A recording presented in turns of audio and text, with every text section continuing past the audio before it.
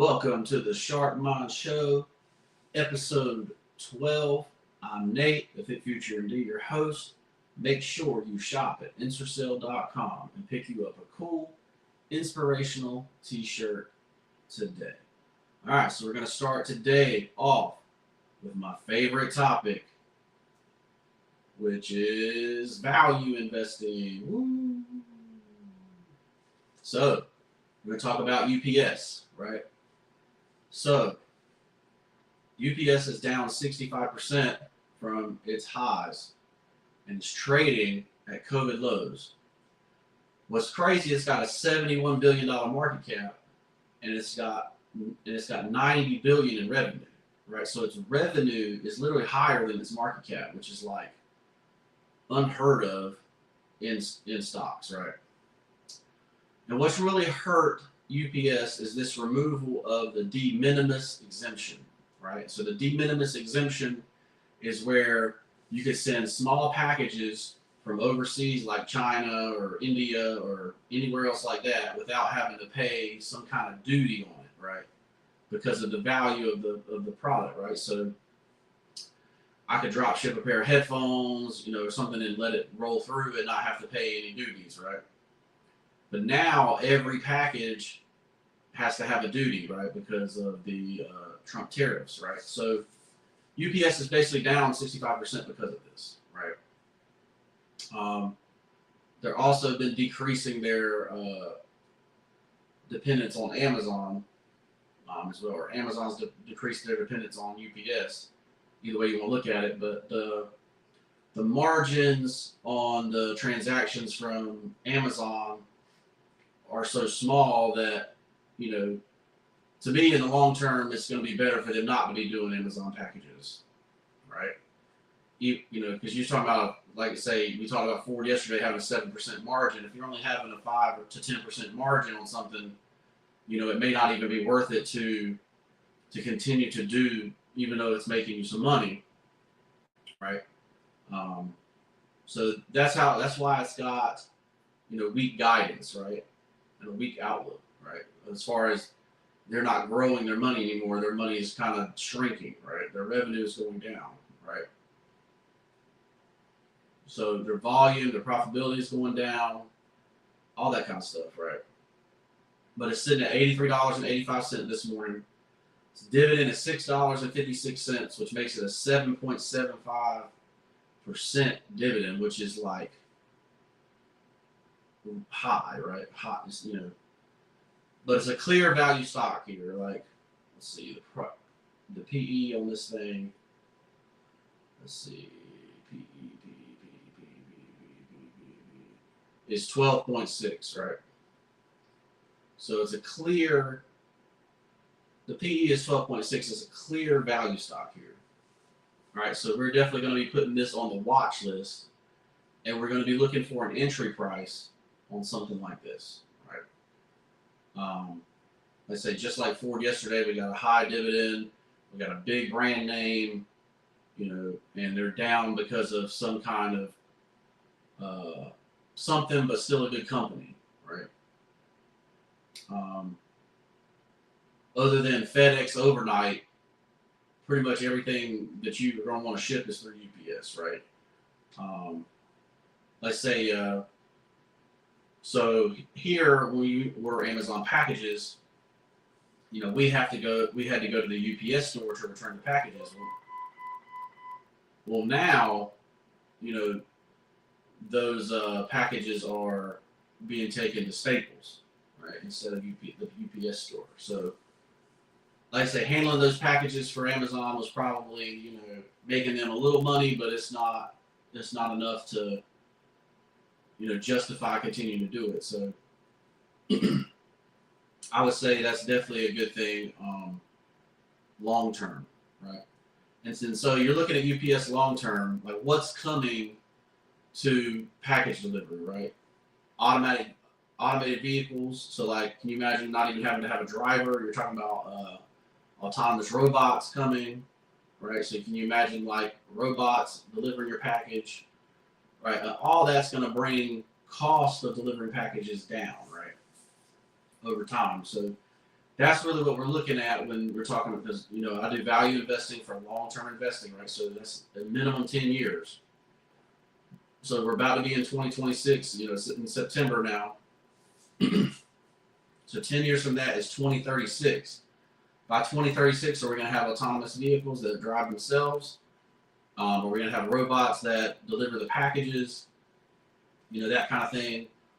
And what else could make so they have 90 billion in revenue, and $71 billion market cap. Can they bring their profitability up by doing something like that? I think so. Obviously this is not financial advice, but it's just an example of a clear value stock, and you're looking for an entry price, because obviously it sucks if you go into something and then it immediately drops it over 20%, right? Like, you're looking for a good entry price on something like this, right? So this episode is brought to you by London and the Googly Goo, which is my wife's book, right? So if you haven't checked out London and the Googly Goo, I highly recommend that you do. If you got nieces, nephews, you got kids of your own, it's a great children's book with a great moral, and you check that out on Amazon. You can also click down on the link below and get the PDF version, or that kind of thing. So check out London and the Googly Goo, and we're on to the next one. All right. So, strongest signs yet of life on Mars, right? NASA's Perseverance rover detected mudstone rocks in the Jezero Crater, enriched with organic carbon and minerals. The minerals are iron and phosphate, right? So basically, they are considering these to be biosignatures, right? Meaning that some kind of organic life created this on the stones, right? So they're saying that, okay, this could be evidence of life on Mars. Now, here's the dumb part, in my opinion, of what they're trying to do, right? So they're going to try to bring this rock back to Earth, right? And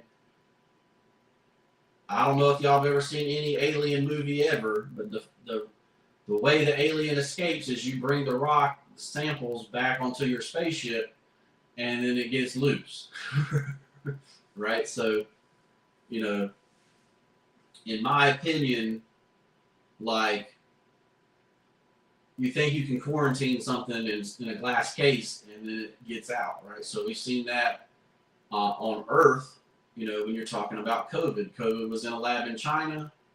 All of a sudden, that strain gets out into the wild, and then you have a deadly disease that goes all over the world, right? Not to bring up COVID, but that's the idea. Like, you don't be, bringing samples from meteors and, Mars, and, you just don't be bringing them back to the Earth where, they can be exposed, they can expose everybody to whatever's there, right? We don't know if something killed off all the people, all the things on Mars, some kind of deadly disease. We have no idea, right? So I think scientists need to learn to edge more on caution when it comes to stuff like this, number one. But does this biosignature really signal that there could have been ancient life on Mars? Possibly, right? I mean, on Earth, you would see something like this, with microbial processing, right? With bacterial processing. But that doesn't necessarily mean that's how the physics works on Mars, right? So keep that in mind. Or that's how biology works on Mars. So keep that in mind. Also, like I said, I think it's pretty crazy to bring rocks and stuff from Mars back to Earth that could have organic matter on it, right? That could have things that are alive on it, right? Just my opinion on that. Let me know what you think in the comments below. Should we bring this rock back to Earth to experiment on it? Or should we leave it out there at the International Space Station and let them experiment it on up there, right? So let me know that in the comments below. All right, so we're going to move on to the quote of the day. All right, so here it is. Ready? How much longer are you going to be a tourist for someone else's greatness instead of your own? How much longer are you going to be a tourist for someone else's greatness instead of your own? Right? And so this quote really begs the question, right? It really begs the question, you know, to say, and I came up with this quote. This is my own quote. You know, I started thinking about all the travels I had in my life. Like, where did we go? We went to the Coliseum, went to the Empire State Building, you know, all these great, huge feats, right, of humanity, right? Beautiful, you know, saw beautiful art pieces, beautiful churches, you know, historical stuff, you know. But basically, you know, you go to say, oh, use that as inspiration to do your own, right? Or you say, okay, this is great, and I'm going to go back to, you know, my mediocre life, right? So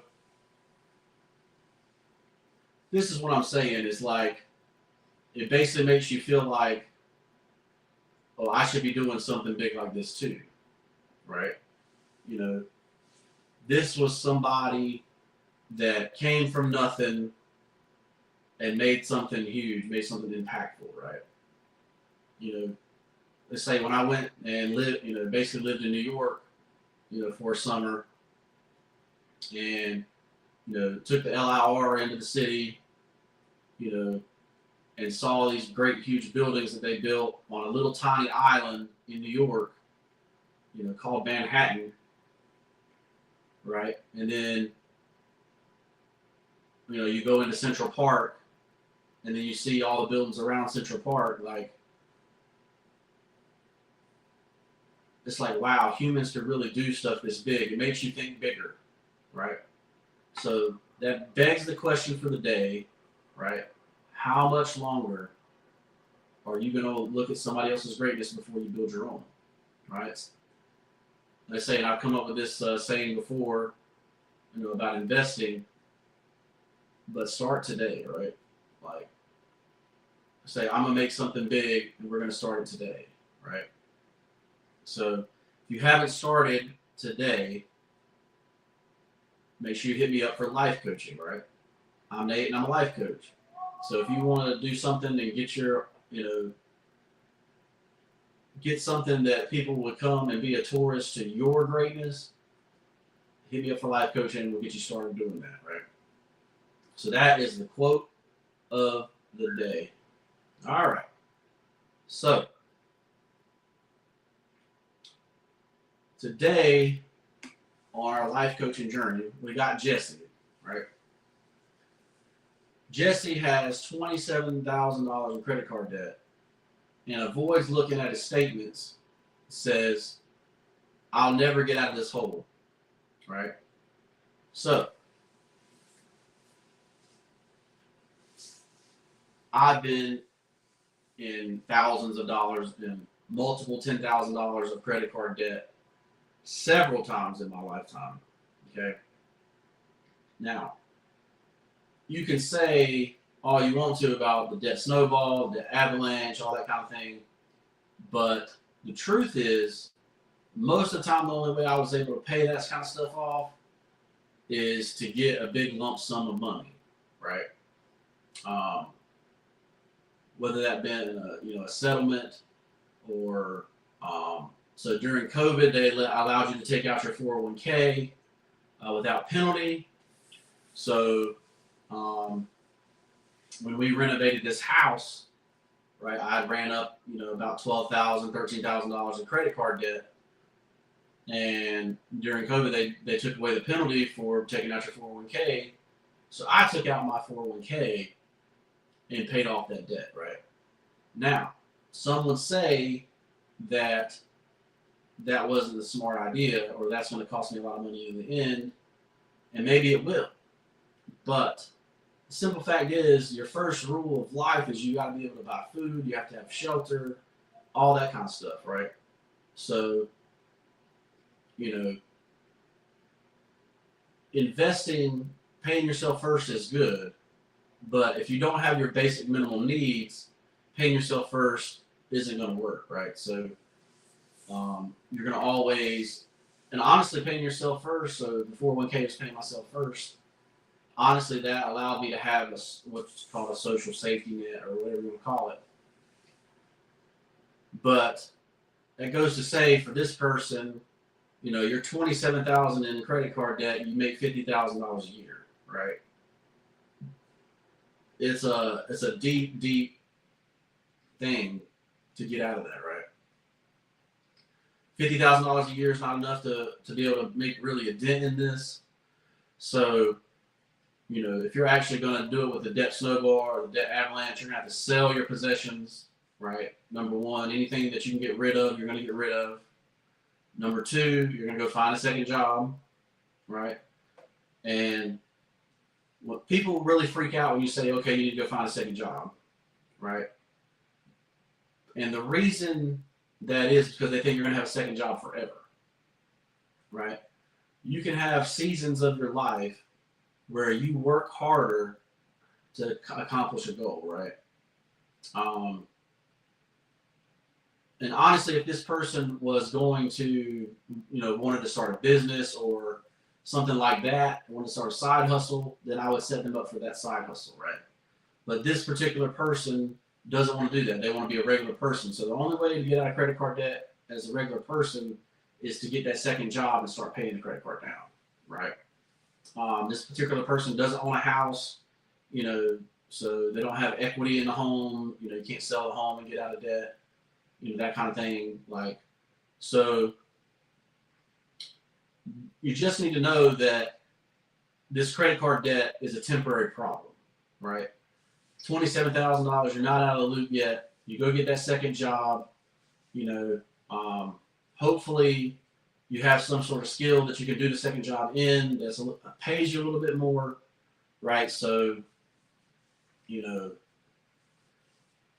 so if you had the skill of photography, you could easily make $2,000 on a weekend doing wedding photography, stuff like that. But obviously this person doesn't have that. I was just giving it as an example. But basically, we're going to lay out the debt snowball. He's got 5 different credit cards. We're going to start with the smallest credit card and start paying it off, right? And the reason you do that is because each one you pay off, you get more money, right, to start paying off the bigger ones. So we did the math. Second job, you make an extra $400 a week. You're talking about basically having a second job for 2 years to pay off this credit card debt, right? And then secondarily, we ran up this credit card debt because of some kind of we don't have enough money coming in, or our lifestyle is too high, right? So this particular person, was spending a lot of money on coffee, going out to eat, that kind of stuff. And you can easily cut that kind of stuff. Even if you used a meal prep service instead of cooking at home, it's still better than going out to eat where your meals are $30 or $40 a pop instead of $10 a pop, right? So keep that in mind. Even if you're single, you can use a meal prep service and get cheaper meals, right? So I think you can get 30 or 40 meals at $10 a piece, for meal prep service, and be a lot better off. But I would just highly suggest that you just meal prep in general and eat that way. That's the way I eat. Meal prepping is a lot easier than having to cook every night. But yes, the food does not taste as good. So keep that in mind if you're trying to pay off debt. The easiest way, is to not go out to eat. So And saying I've even seen people that are like, they'll literally bring their prep meal into a restaurant to go eat with friends and stuff like that. So obviously, you know, I'm not grimy like that, but I've seen people do it. So so we're going to use the debt snowball method, get that extra job, pay off this debt in a couple years, and be done with it. We're going to fix whatever lifestyle problem we have, budgeting problem. Obviously, I use, the threshold budget. So, I haven't done the math on it, but or it's not in front of me on top of my head. But, $50,000. You might be bringing home $1,200 a month, $1,200 every 2 weeks. So $2,400 a month. I guess it's gonna be tight, right? In today's economy, that's gonna be tight. So you gotta have that second job, get it up to $3,000, get it up to $3,500 a month. Start paying off an extra $1,000 a month on this credit card, and let's get you back on track. So I'm Nate, and I'm a life coach. If you're interested in life coaching, you're interested in helping get out of debt, you're interested in setting your life up on the right track, hit me up for life coaching, hit me up in the DM, click the link below to sign up. Like I say, most life coaches charge $150 an hour, and you do 4 or 5 hours and you never see them again. I'm not like that. I'm going to be with you for a whole year. We're going to make your life better, and it's only $2,000. And if I don't make your life better after that year, you get your $2,000 back. So keep that in mind. I'm Nate. I'm the Fit Future MD. Make sure you shop at InSourceL.com. Pick you up a cool inspirational t-shirt, and we'll see you in the next one. Peace.